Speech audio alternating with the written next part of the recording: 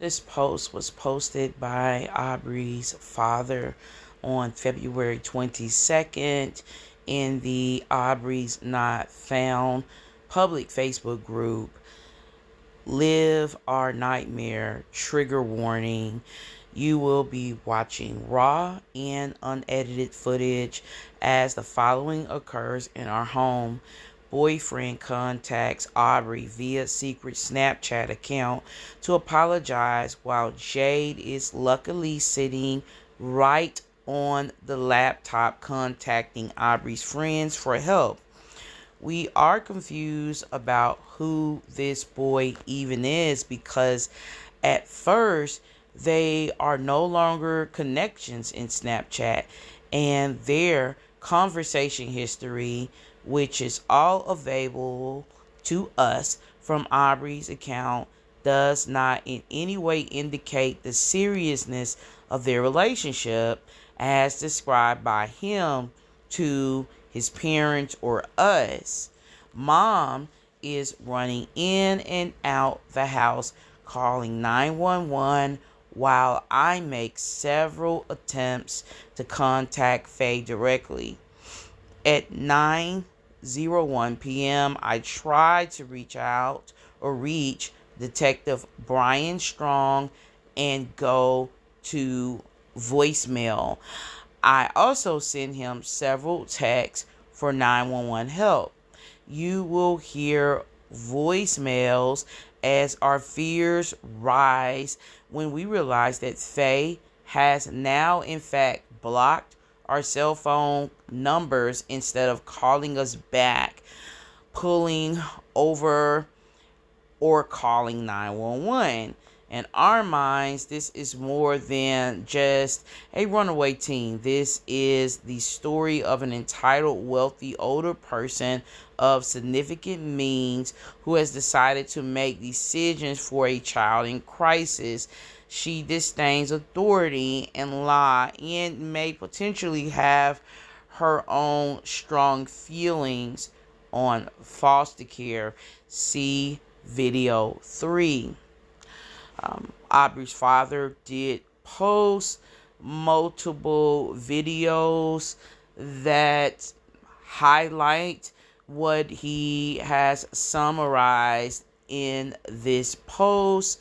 And so there's video 9, there's video 8, there's video 7, there's video 6, there's video 5, there's video 4, there's video 3, there's video 2, and there's video 1. We're going to view video 1 and then move on to 2. This person, Jason, told me Aubrey just offered him a half hour ago. She's at near Portland area. In where? Portland. John. This person, Jason, told me Aubrey just offered him a half hour ago. She's at near Portland area. In where? Portland. Alright, now we're going to move on to video 2.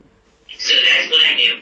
Then, just now, like 7:40ish, I want to say, she called me on some random number. I picked up because I was just going to see if it was a spam call, and it was like a family member I didn't know.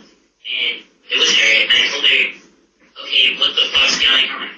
So she asked me to meet me on the curb of my street, which is in the Parkland area. And she was with this random lady in this SUV that she's not related to. Can you describe the woman to me, please? She was like, you say her name was.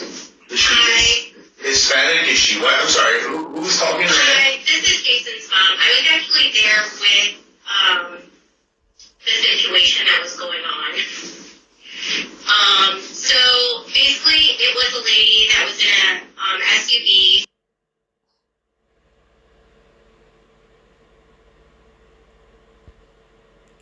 Now we're going to move on to video 3. By the way, let me just stop you because she's never been in foster care. We are working with caseworkers, but we are in the situation here, and I just want to be delicate because Mom's to my left, and I know Jason's a friend of hers, but we are working to have the state of Pennsylvania take custody of her. And she said, no, the police won't do anything, and I've been in foster care. I go, well... She's never been in, by the way, let me just stop it, she's never been in foster care. We are... Now we're going to move on to video 4. I both just tried calling it, went directly to voicemail. So, am I to understand that this woman believes she is protecting Hello, may I from talk us? to, It Dallas? appears so that she is under that impression. So, but I don't Yes. I don't understand how to jive that with the statement, if I'm understanding you correctly, that she's prepared to take our daughter out of the state of Pennsylvania tomorrow. I don't believe it's her that's going to do it. I believe Aubrey has contacted people who will do this, and obviously probably not good people that are going to do this. Okay, so this woman won't release her to her parents, but she's willing to release Aubrey to other juveniles. That's what I'm guessing, because she's under the impression that you guys are doing horrible things to her.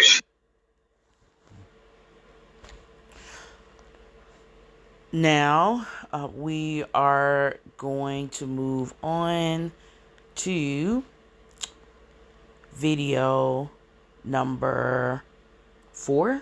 I both just tried calling it, went directly to voicemail. So, am I to understand that this woman believes she is protecting Hello, may I from talk to, us? It Dallas? appears so that she is under that impression. So, but I don't Yes. I don't understand how to jive that with the statement, if I'm understanding you correctly, that she's prepared to take our daughter out of the state of Pennsylvania tomorrow. I don't believe it's her that's going to do it. I believe Aubrey has contacted people who will do this, and obviously probably not good people that are going to do this. Okay, so this woman won't release her to her parents, but she's willing to release Aubrey to other juveniles. That's what I'm guessing, because she's under the impression that you guys are doing horrible things to her. Alright, looks like I lost count. It is 2:20 a.m. in the morning, y'all. Forgive me. I've been at this all day between video 3 and video 4. It may be a good thing you listen to video 4 twice. Now I'm going to move on to video 5. But is there any other identifying things you can tell me about this woman? She's older, she's white, she's in her 60s. Did she say she's... Are you guys from Parkland? Yes, we're from the Parkland area. Okay, and that is also where she is from. Yeah, she's closer to the high school. We are not awfully close. Number belongs to that woman, because the police can ping that and they will be able to locate her. But is there any other identifying things you can tell me about this woman? She's older, she's white, she's in her 60s. Did she say she's... Are you guys from Parkland? Yes, we're from the Parkland area. Okay, and that is also where she is from. Yeah, she's closer to the high school. We are not awfully close. Number belongs to that woman, because the police can ping that and they will be able to locate her. But is there any other identifying things you can tell me about this woman? She's older, she's white, she's in her 60s. Did she say she's... Are you guys from Parkland? Yes, we're from the Parkland area. Okay, and that is also where she is from. Yeah, she's closer to the high school. We are not awfully close. Number belongs to that. Alright, now we're going to move on to video 6. So where are they nearby? Parkland, the family said they would be considered South Whitehall. They said the woman who has her lives near, very close to Parkland Regional High School. This woman, though, believes that we are physically abusing Aubrey and is preparing to turn her over to people from out of the state of Pennsylvania to get her out of here. This woman, they said, she seems like a nice older woman. She has poured all the Kool-Aid that Aubrey is pouring down her throat right now. That woman is convinced that we eat the shit out of to torture Aubrey, and she thinks she is helping Aubrey. This kid is connecting the dots after talking to her friends, realizing she ran away and that she's manipulating this old lady. But the old lady keeps hanging up on me. She won't answer my calls. I'm texting her frantically, telling her, you are kidnapping a minor.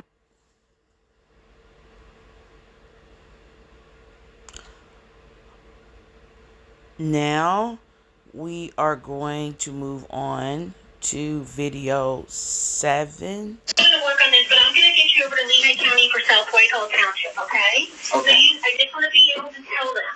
Okay. What is the area that she's in this woman's car east of Parkland High School? The car, they only described it as an SUV. They don't have... Where were they? They came to this guy Jason's house. Which is? I gave you the address when you had the phone next to my face. I didn't write it down. Okay, when County first called me, they gave me an address of 4009 Hemlock Drive. Yes. Yes. Okay, now who lives at 4009 Hemlock Drive? The person you're Is that the 4,000? Is Jason? That's Jason's house. Yes. Okay, yes, that's the boy. Yes, that's the boy. Yes. Detective Strong, I know you're not. You just got on duty and maybe just walked in the door. My wife is on the phone right now fighting with the dispatcher from Parkland Regional. We just got a phone call literally 5 minutes ago from a young boy who knows Aubrey. Now we're going to move on to video 8. She didn't answer me, and then I tried to call it. It's turned off now. Well, that's okay, because I made a couple of voicemails. I also sent the woman messages. I said, you are kidnapping our daughter. Now we're going to move on to video 9. At the tone, please record your message. When you have finished recording, you may hang up. Ma'am, I am informing you as an adult. You have my 14-year-old stepdaughter in your custody illegally. She is having a mental health crisis. There are numerous law enforcement jurisdictions convening. Your call has been forwarded to voicemail. The person you're trying to reach is not available. At the tone, please record your message. When you have finished recording, you may hang up. Ma'am, I am informing you as an adult. You have my 14-year-old stepdaughter in your custody illegally. She is having a mental health crisis. There are numerous law enforcement jurisdictions convening. Okay, so we have watched video 1 all the way through video 9. I learned that a woman, I'm going to refer to her first name as her last name is very long and difficult to pronounce, by the name of Faye harbored Aubrey, and instead of doing the right thing, which would have been to immediately contact police and sort of do everything she could do within her power to make sure that, Aubrey was in her sight until, law enforcement could arrive via 911 call. There were, it seems to be, from what I've gathered from parents of Aubrey, other decisions that Faye made, and due to those decisions, we have a situation whereas Aubrey has been missing 7 weeks and over a month. So her parents are beyond distraught. I can't even break this down into words in terms of what they're feeling right now. And again, there's been a lot of twists and turns, a lot of information that has been vetted, some not vetted, a lot of assumptions, a lot of rumors, just a lot.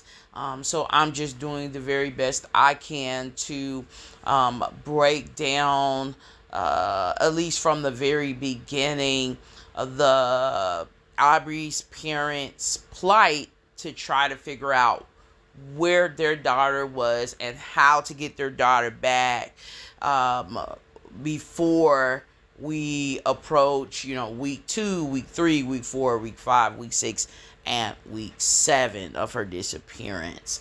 I'm hoping that the Palmer Township, Pennsylvania police. I'm hoping that they will step it up a lot and do a bit more.